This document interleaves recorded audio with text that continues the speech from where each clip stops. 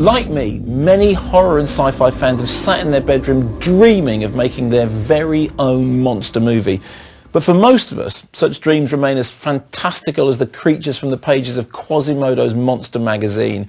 The reason? Money, or the lack of it.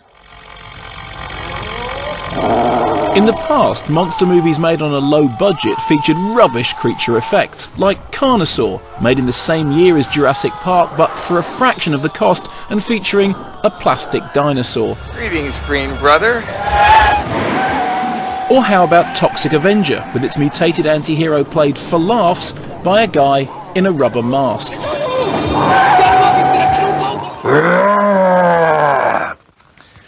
For years, industry insiders have been telling us that advancing technology will soon mean that low-budget science fiction and horror filmmakers will be able to make spectacular special effects pictures without the involvement of a major studio. Well, so far that hasn't really happened, but recently there have been signs that the digital revolution may finally be upon us.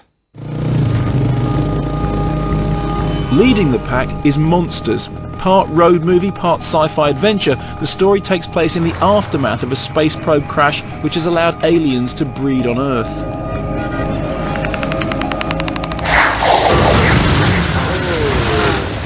What is this? Whoa.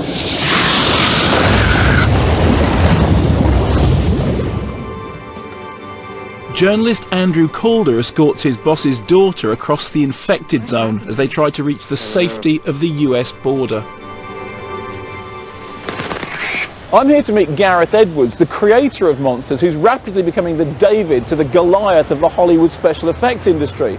Not only did he write and direct Monsters, he also shot it himself and, most importantly, he created the special effects himself in his bedroom, up there.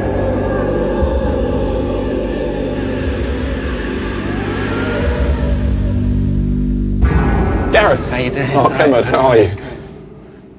So this is it. This is the spacious studio, or, as it's better known, your bedroom. It's the same thing, really. It's like the commute from work to back home is like about a metre. So, 1, 2, and you're on set, right? Kind of, yeah. But I still sort of do it in my pyjamas most of the time. It's not really like a proper commute. Amazingly, Monsters only cost around £500,000, a tiny figure in feature film terms. Gareth shot it himself on a digital camera with hardly any help.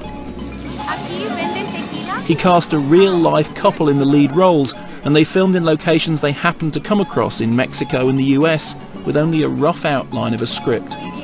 This is like Mike Leigh makes a sci-fi movie. You've got the kind of scribbled improvisational character developments, but that's really quite extraordinary to do that within the context of a complicated CGI film.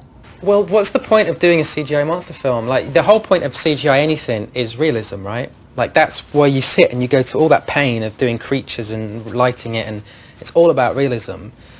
So why would you go to that much trouble for the CGI and then not go to that trouble of realism for the rest of the entire movie? Like the bit where they come into their motel and they flick on the telly and there's like a CNN equivalent of like War of the Worlds type war footage, and it just cuts to them and she lies on the bed and the other guy pours a drink of water and they talk about something completely different. Ice cold water. I love the fact that something so crazy and weird is so normal to these people. It makes it even more weird. It's fine. This town isn't going to get hit for another 2 days.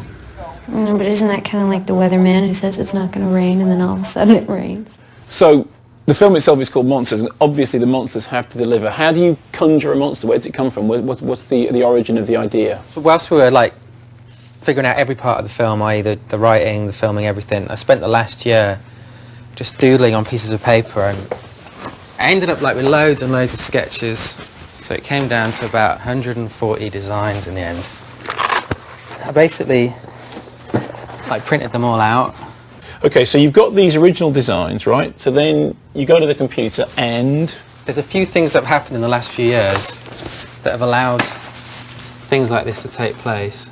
So essentially, if you wanted to do something organic, computers, they don't do organic things very... Yeah. They're not happy with organic. They like metal, they like boxes and stuff. But now, there is software like this where it's more like clay, so it's a lot more like being an artist, you know, in terms of you can just push and pull points, just by painting, in a sense. So very quickly you can start creating a rough shape of something.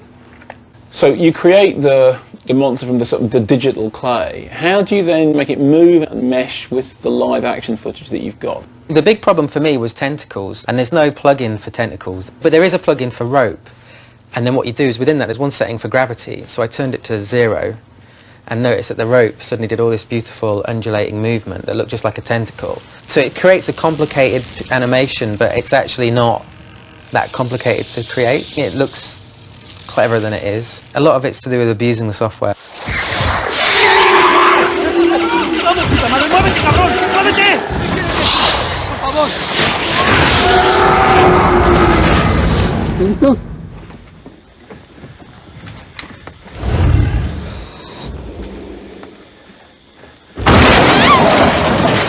There's a scene in the film when the van gets flipped by monsters' tentacles. Show us on screen how you created that here.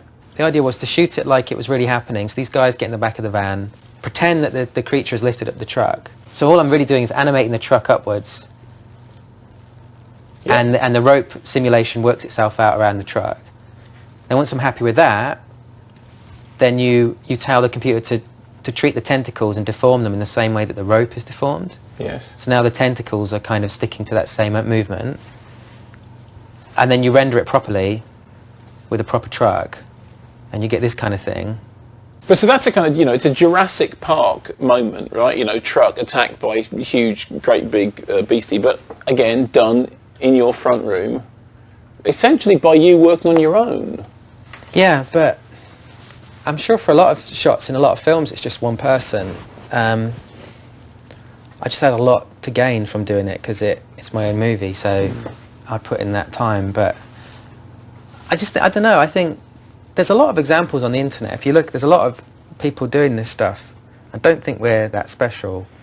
It seems to me that what's happened is that the technology has got to the point that if you have the artistry, if you have the invention, if you have the mind to tell a story, with certain visual effects and the technological know-how, you can physically do it. That doesn't mean that you are artist enough to do it, but it means that anybody could actually get on with it in a way that they couldn't before. I think there's a lot of people that are doing this, doing better work than I'm doing on their computers, but they're just probably not making a film around it. Well, Gareth, you're very modest. I mean, it is a really exceptional piece of work. Congratulations. Thank you. No, cheers. Thanks for coming. Copy, are you clear to engage? Take them down. Let's do it in 3, 2,